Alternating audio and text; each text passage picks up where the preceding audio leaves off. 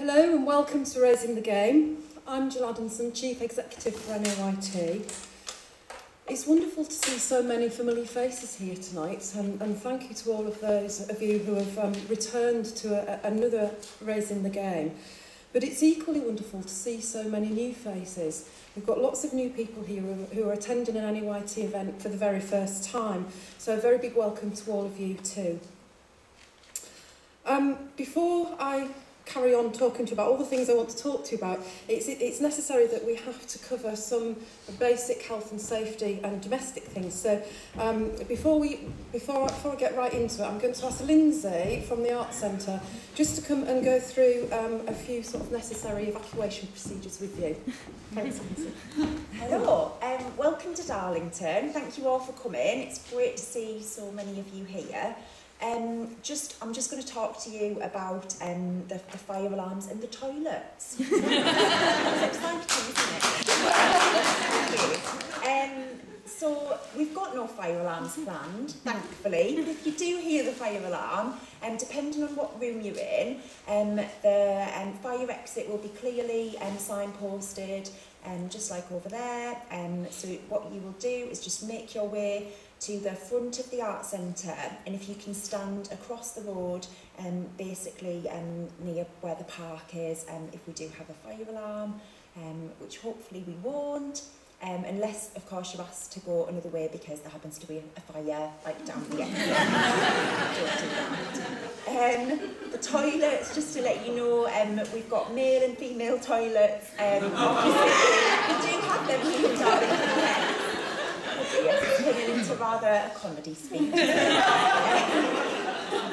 do have male and female toilets here in Darlington, and they are actually, we've got some opposite the gallery, the Miles Meehan Gallery, and we've actually got some female toilets at the other end of the lounge bar as well. And I believe that's it, but thank you for that.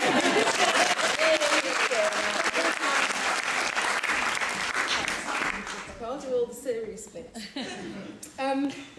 Thanks, Lindsay, and thank you to all the staff here at Darlington Arts Centre for hosting this event for us again.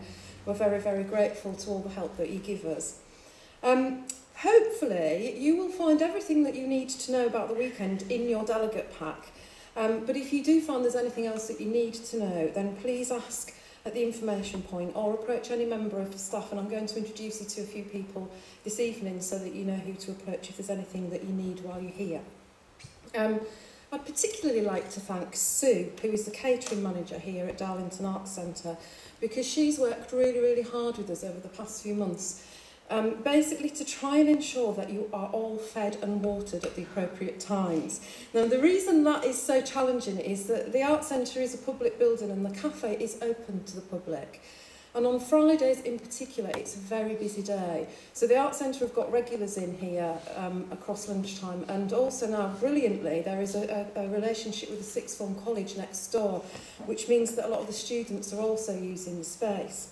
So we have put together a bit of a plan to try and ease you through lunchtimes, and I'm just going to run it past you really, really quickly, but just so that you know what to do, so that you don't end up at the end of the lunch hour with having had nothing to eat. So, you can pre-order food from 9 o'clock in the morning, and that is cold food, sandwiches, salads and cold drinks. And your food that is being pre-ordered will be left waiting for you in the gallery area, and it'll have a little ticket on, it'll have your number and your name, so please don't just spot what you've ordered and take it and take someone else's food. Check that it is yours, because there'll be nobody there policing the process. Also in the gallery area there will be hot food if you prefer it, and you can just actually buy, you don't need to pre-order that, there'll be jacket potatoes and hot soup, but that will be cash only transactions in the gallery area. You are welcome to order any other of the hot food or drinks from the regular menu if you want to, but you will have to wait, and you need to know that there will be a wait, there will be a delay if you order from that menu. But look out for the signage that Sue's put up around the Arts Centre, because it does actually tell you which things off that menu you can order that you'll get quickly. We are not providing, as in NOIT, are not providing any tea and coffee at all throughout the weekend. So if you want teas and coffees, it's up to you. Buy that yourself and you order that at the bar. There's vending machines at this corridor here by the Miles Meehan Gallery, and that's got cold drinks, and I think there's some snacks in there as well. If at lunchtime you don't want to go for any of those options at all and you want to get out of here and get a bit of fresh air, then just across the green there's a Spa and there's a Sainsbury's, which you can buy sandwiches and things like that from. But obviously we would really like you to support the Arts Centre because they're very supportive to us. If you do find that you've bought food and it's busy, you can't find a table somewhere to sit to eat it, we're quite happy for you to spill over into the East Hall, go and sit in there and enjoy your lunch in there. But please remember that it is a workshop space immediately after lunch, so if you don't mind just clearing up after yourselves if you do use that space. We'd very much appreciate that. Also in your packs you will find that your workshop choices are on the delegate list, so if you haven't had a chance to look yet, you'll see what workshops that you've been allocated, and the team have worked really hard to try and make sure that you've got either your first or second choices in all of your workshops. If you are in a workshop which is taking place in the sports hall, the sports hall belongs to the sixth form next door. So rather than put loads of complicated signage and give you loads of instructions, what's going to happen is that Gemma just wave here, Gemma's sitting on here, she's NYT staff, I'll introduce her in a minute. Gemma is going to meet people by the water sculpture out the front of the Arts Centre and escort you all to the sports hall if you've got a workshop there. So you need to look out for Gemma and get yourselves by the fountain, or sculpture, sorry. And the last thing, it's not a fountain anyway because there's no water coming out of it at the moment, but there is sometimes. The last thing I want to talk about that you find in your pack is there's some information signposting you towards the manifesto, the Drama Theatre Manifesto for Children and Young People. Some of you may already have had that by email from us. And if you go to the link on that, the deadline for responding to the consultation is the 30th of September. We felt that we were missing a trick by having you all here this weekend if there were still some people that hadn't seen it. So for Raising the Game delegates, the deadline has been extended to Monday the 4th of October, so you can still go home and on Sunday or Monday, and if you're keen to put your responses into the Drama and Theatre Manifesto, then please do that, and you've got until sort of the end of the day on the 4th. Okay, moving on. Now I'm going to introduce you to some people that you might need to know while you're here. So you may or may not know that the NAYT core staff team is particularly small for an organisation that has such a big national remit and has quite a big output on events and training. But our core staff team, there are 6 people. Maggie and Joe, you have probably met if you've all registered already, and they're on the registration and information point. Maggie is our sector development assistant, and Joe is our management assistant. We also have Gemma, who I pointed out earlier, who's our information assistant, and Richard, who I think is sitting by the projector, I can't really see you, information manager, and Judith here is our business manager. And we have also recently appointed a freelance strategic sector development manager, who's Patrick. Where are you? He's up there, so I don't know if you can see him there. He's waving. He's up there. So that's the core staff team, and we'll all be around to help you over the weekend, should you need it. We also then have some of our board members with us here, these 2, I keep calling it a weekend, it's not, is it? It's Thursday and Friday, Saturday. Anyway, we've got some board members here, and our board are very much a hands-on board. They get involved in the organisation, they don't just meet for meetings and do nothing in between, and we're very grateful for all of the work that they do for the organisation. The board play a really important role in advocacy and as ambassadors for the organisation, and all of them attend events, workshops, performances, all kinds of things on behalf of NAYT. So I'd like to extend our thanks to the board for that. Today we've got, I'm going to say who we've got, and if you can, I don't know if people can see because I don't see people, but Julia is here. Thank you. Tim is there, Owen, Sarah, and Tom. Hello. Yeah, we haven't got a board member that I've forgotten about and not said, have we? Okay, thank you. Okay, I also would leave those lights like that for a little bit because I'm going to introduce our associate staff team as well. Just tell you a little bit about who our associate staff team are. They're a group of young volunteers aged between 18 and 25, and they originated from our festival team, from the Big Youth Theatre Festival. But they now have stayed with NAYT, and they work across quite a lot of the strands of our work. So one of their roles is to assist with events, which is why some of them are here this evening. But they also act as ambassadors for NAYT, and they attend events in a similar way to the board do, the ones that are probably more relevant to have young people at. So they do lots of that. They also write, review and interview for our publication, Youth Theatre Now. And they work with us to inform and influence our development plans and our programme of work. So over the next 6 months, they're going to be working with Patrick to develop some strands of work of their own that they're going to roll out. So the associate staff team members we've got today, if you can just do the same. So we've got Anna. Hello. So Emma. Hello. Hayley. Hello. Henry. Hello. And we have Lucy, who will be joining us tomorrow. She's on an aeroplane, I think, as we speak. Okay, and then the top line there, we've got our associate venue lead officers. I'm going to talk to you a little bit more about our associate venues in a minute. And we've got Inspire hosts and our training partners. They're all the people that is really a new strand of our work that are working alongside us in partnership to help us to roll out our work on a national level. So what I'd like to do, have we got any of our NAV lead officers in the would you stand up one at a time, just shout, say who you are, which venue you're from and what region that's in?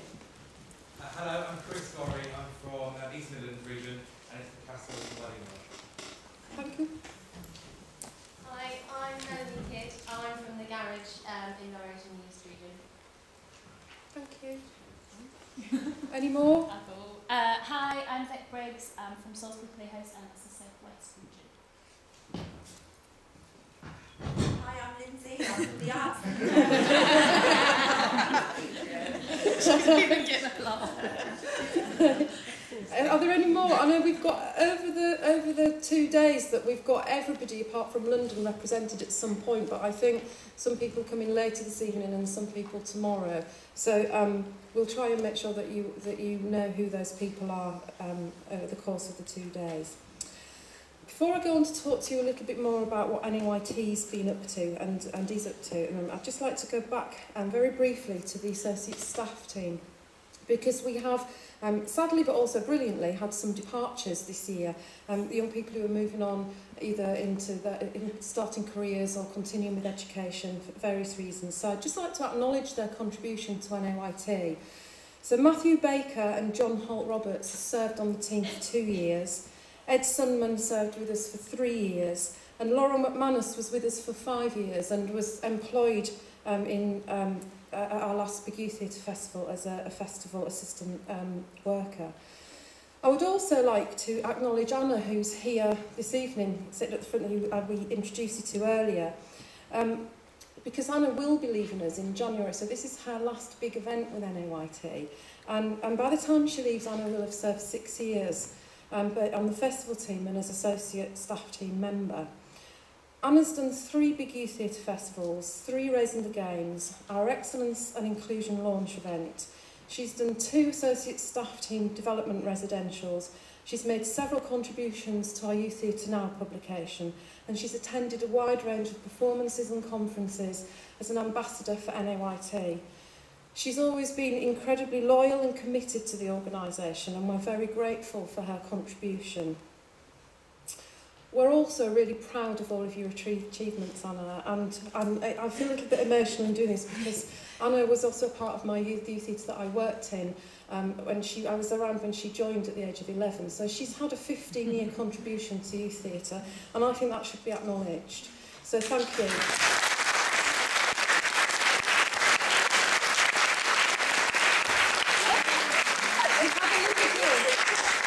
You don't have to open publicly. Just a token of our appreciation, Anna, not just for what you've done for NAYT, but what you've done for the whole youth theatre sector, and we know it continues, so well done. Thank you. I want to talk to you now about NAYT and some of the things that we do. NAYT is, as you probably know, an educational charity and a development agency for youth theatres. in England, but we do have some UK registrations as well. Our membership is steadily increasing, which we're very pleased about. And in 2009-10, our membership figures rose by 78. We had 78 new registrations. Already this year, in the first 6 months, we've had over 100. So we're now working with 1,224 registered groups, organisations and individuals across the country. We know there are more, and we want to find them. So that's part of our sort of future developments is finding where the youth theatres exist that are not currently engaging with us. Registration for NYT is free of charge, and I don't know if many of you have managed to have a look at the stuff in your delegate pack yet, but in my welcome letter, I say, you know, your data, your information is your fee to us, and I'd just like to explain that a little bit to you. You probably, if you've been a part of NYT for a while, you'll realise that our registration process has changed recently, and we now ask you for quite a lot of information when you register. I can't stress to you enough how important that information is to us. We don't do it just to make your life harder, so you've got a great big form to fill in. Once you've filled that form in once, we then ask you to update it every 12 months. And what we use that information for is to develop our programmes of work so that they truly reflect the needs of a very wide-ranging sector, so that we are tailoring our programme of work accurately to what you want and what you need.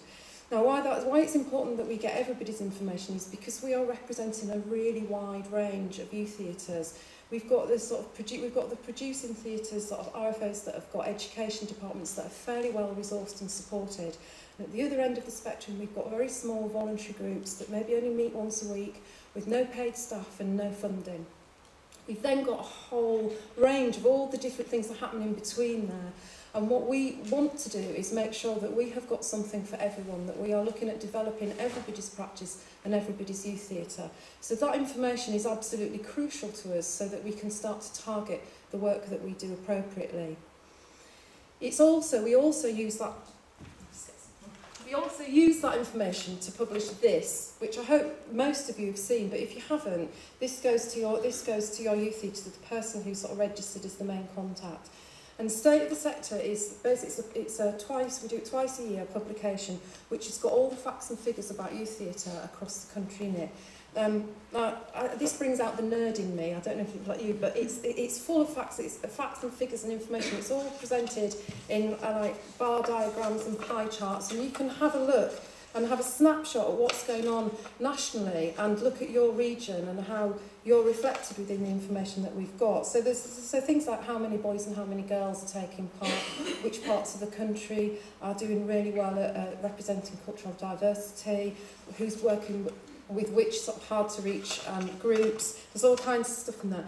And we are the only national youth arts agency who is producing this information and publishing it and sending it back out there for you to use. And this is useful to you as well as it is to us, because this is the hard evidence that you need that will support things like funding applications and proposals that you write in. We also use all of that information to lobby on behalf of the youth theatre sector.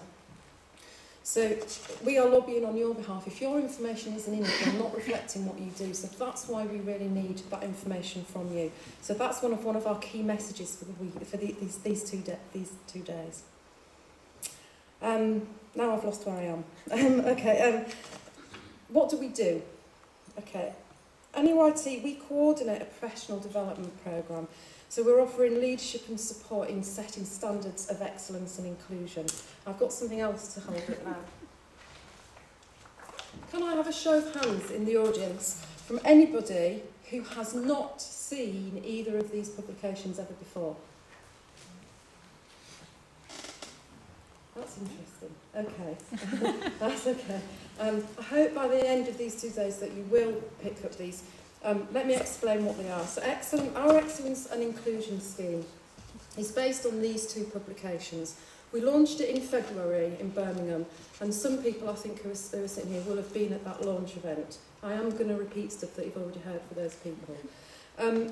It's really important that you see these documents. When any group registers to NYT now, they are signing up to endorse and to implement this scheme within their youth theatre. It's a self-assessment toolkit for youth theatres, and what it does is it's got indicators of best practice so that you can actually gauge your own practice in terms of process and in terms of product. And it also has got the second publication, which is about how inclusive your youth theatre is, and do you truly reflect and do you truly include the young people in your youth theatre across all aspects of your work. And it's not something that you're expected to do next week or in a couple of months. It will take time. There's a lot in these publications, but what we are asking you to do when you sign up to NYT is to start taking this and take a step at a time and look at your practice, assess it, and set your own improvement agendas. And we'll be mapping people's progress through the registration process that I was talking about, so we'll do an annual mapping. We're also going to be sharing case studies and the ways in which people are using this and rolling it out.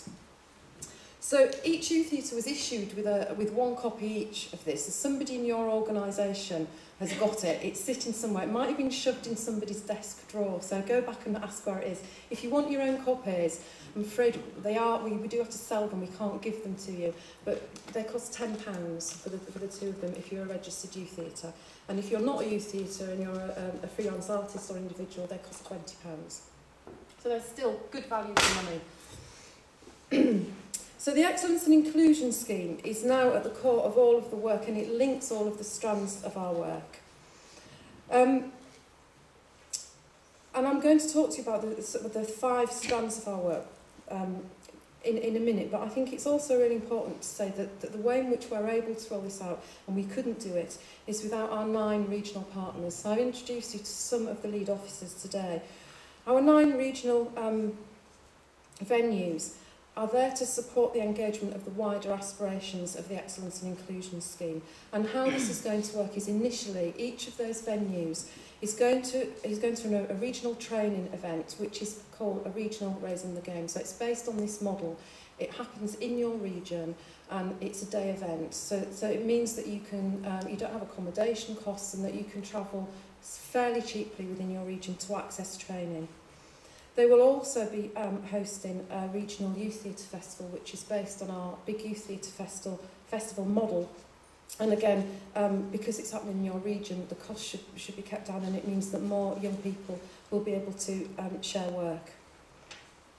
So we're very thankful for all of our regional venues. They're all doing this. They're not being paid to do it.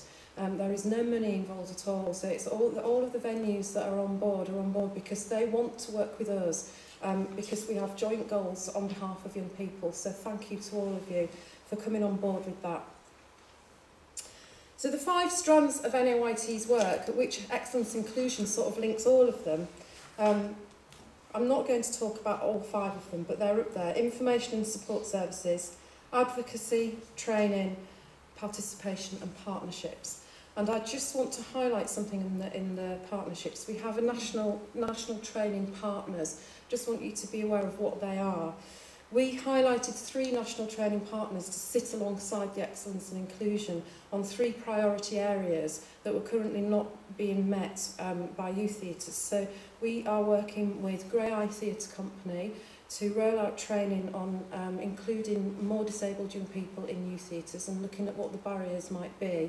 So the training that we're rolling out is about art form, and it's about making inclusive theatre. The second partner is Frantic Assembly, and we're working with Frantic Assembly where we're striving for excellence in physical theatre, and we're rolling out training for both young people and practitioners. And our third partner is the National Council for Voluntary Youth Service, and with them we're rolling out an accredited safeguarding scheme so that each region will be able, youth theatres will be able to apply within their region to do an accredited safeguarding scheme, and it's called Sound Systems. All 3 strands of that training is being hosted by the regional venue, so that's an additional thing that they're doing, they're working with us to do. So you will be able to access that training in your region. And our national strategic partners are partners that we're currently talking to people about new partnerships that are going to help us to accelerate the speed at which we can achieve our vision and mission on behalf of young people. And we need to work in partnership with people. We are all very much aware that additional funding is not going to be forthcoming. So the way in which we intend to move forward and develop is by working alongside other people where we can help each other out. So we're currently in discussions with the Royal Shakespeare Company, who will be represented here this weekend, and we'll be talking to you about a project that we're talking about doing together. And we are also in discussion with the National Theatre about how NAYT in the youth theatre sector can become more involved in the Connections programme. So what are the benefits for you of being registered to NAYT? Well, I suppose, first of all, this is one of them. The national and regional opportunities to access training and networking at affordable prices. And I think that's really, it's important to stress that. We keep the cost of all of our events to an absolute minimum, and our events are heavily subsidised through the funding that we get. So if our funding becomes under threat, our events won't be as cheap as they have been. And I wasn't going to say cheap, I was going to say value for money. And I hope that you do feel that what you get at an NAYT event is value for money. And we did a little bit of research in looking at what other national organisations charge for their conferences and training events. And I think you'll be hard pushed to find a 2-day event with all of the things that you get for £120. So tell us at the end if you think it's value for money. The regional opportunities obviously are new this year, but there's regional opportunities for sharing events, for networking, for taking young people to start to establish your own regional networks, and hopefully through that look at sharing skills and resources and look at supporting each other through what we all know is going to be a difficult time ahead. Obviously through EIS we are supporting you to raise the quality of the art form and to address issues of inclusion. We hope that through the programme that we're putting out that we will reduce isolation and make you feel much more part of a regional and a national network with a coordinated programme. And of course, what it does is gives us an opportunity to listen more carefully to what you need and to respond accurately to that.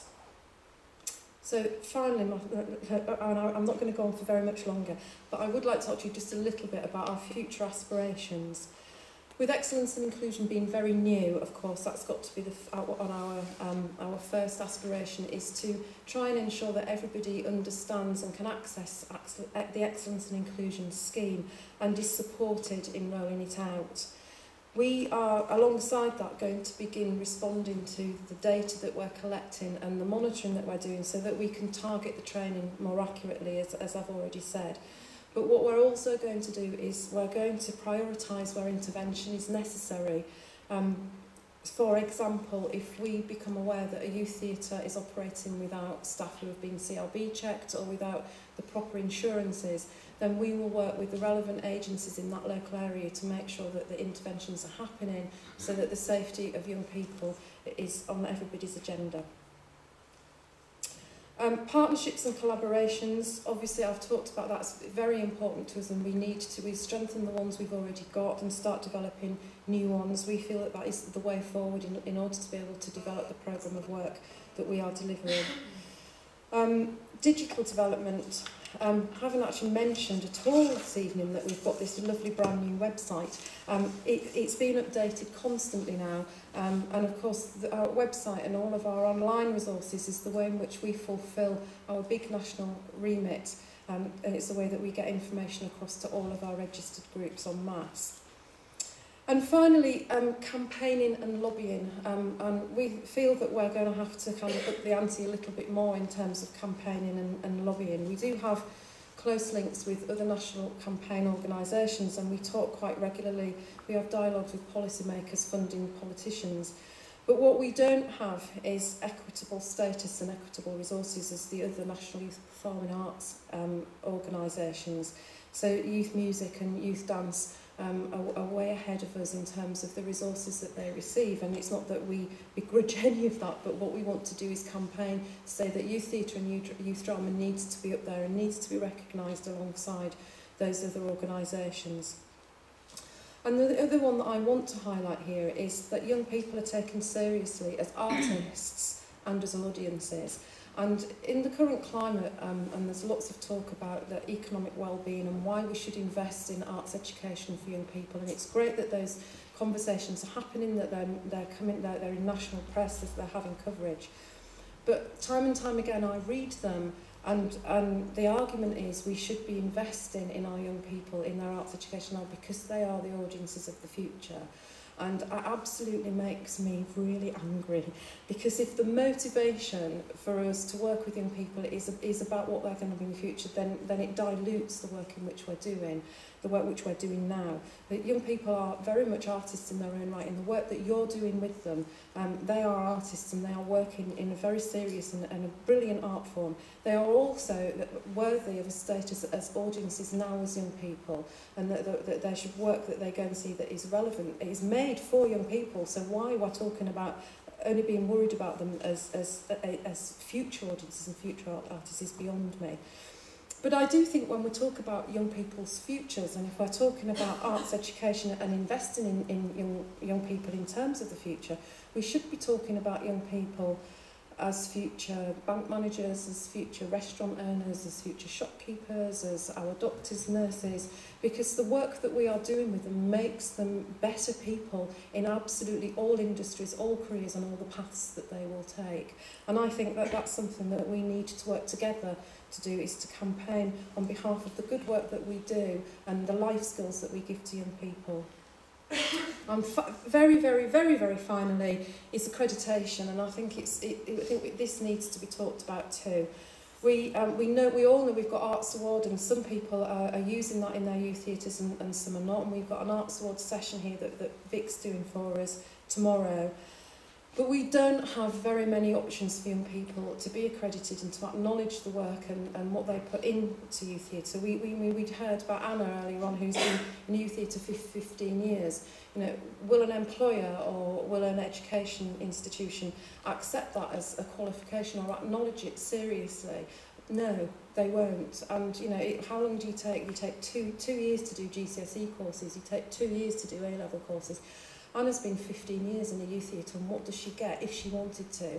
So I absolutely, really strongly believe that we have got to campaign and we've got to lobby for those young people that are working with to be acknowledged for the commitment and the effort that they're putting in. So if anybody wants to talk any further to any of us about NEYT's work, or indeed if you would like to talk to us about the work that you're doing, please approach us over the next 2 days. That all of the people that you've been introduced to this evening are all ready to talk to you as well. If you want a private meeting at any point over the next 2 days, we have got the committee room is bookable, and you can do that at the information point. So that's there if it is a bit busy in the break times. So on behalf of all of us here at NEYT, I hope you have a fantastic 2 days. Really enjoy yourselves, and I look forward to talking to some of you throughout the next 2 days. Thank you very much.